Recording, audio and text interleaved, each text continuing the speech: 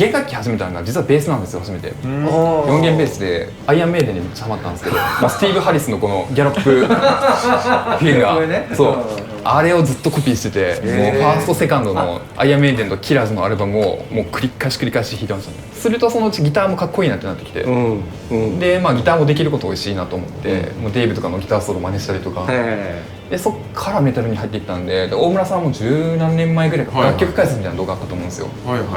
その曲もコピーしたりとかして、怖いな、世代が違うって。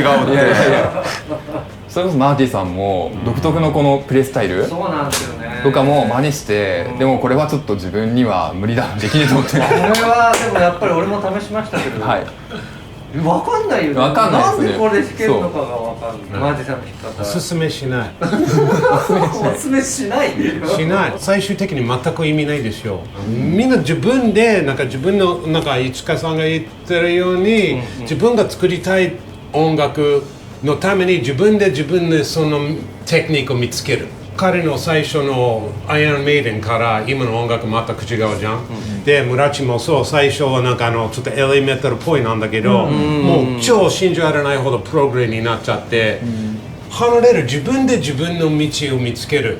だからそれ人の手の分析で全く違うんですよ。まあね、それは心の中と頭の中の音、どうやってその音を出すか。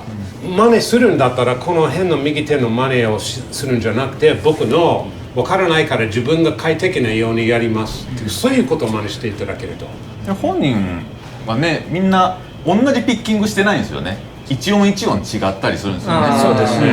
なのでその動作だけ真似てもそうなんだよね、その耳がついていってないので、そうですね。でもマーティさんのはあれは理にかなってるんですよ、あのピッキングって。すごくいいピッキングなんですよ、あれって。これ、ありがとうございます。なんでかっていうと、弦ってこう横にこうやると横にこう揺れるんですけど、マーティさんの場合は縦に揺らしてるんで音が太くなるんですよ。言葉に甘えて。実際そうなんですよ。だからこう回転してるんですよ、マーティさんの弦って。だから音が太くてハーモニクスがすごくいっぱいある。そのつもりでした。こういう頭いい人と一緒にやると、そういうこと、ちょっといろいろ自分で勉強になりますね。全く一瞬でも考えたことない。ただなんか誰もちゃんと教えてくれなかったからそうなったんですよ。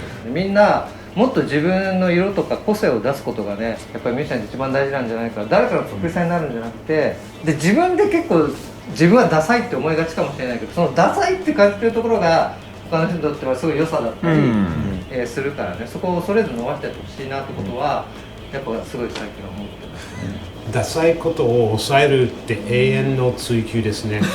まあね、しょぼさを見せないように全体的に何もかもやるのは永遠の追求ですね。まあね、ダサいか。それは僕も結構この気持ち伝えた時はこのフレーズだっていうのが絶対あるんですけど、もうそれを多分もうめちゃめちゃ使ってるから、だんだん自分の中でこのフレーズはなんかもう飽きてきて、使うことがダサいって別に他の人は思わないと思うんですよ、聞いてる人は。あ、これ一花のフレーズだみたいな、自分の中でダサいフレーズになっちゃってみたいな、そういう葛藤とかはありますね。超わかる。なんか NG フレーズとかある。例えばね、例えば誰かが曲のソロのにやったら僕もアウトですよ。それ NG フレーズ。魂入ってたらどうですか？ちょっと許す。めちゃくちゃいい音でね。めちゃいい音で、まあタイミングはもうちょっとケースバイケースでもこれやったらそれか。それでソロ終わったらもうそれはアウトですね。あとこれも。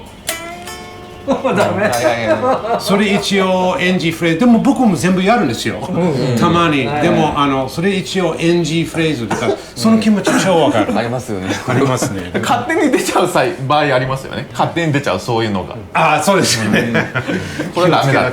ダサくない顔するんですよね。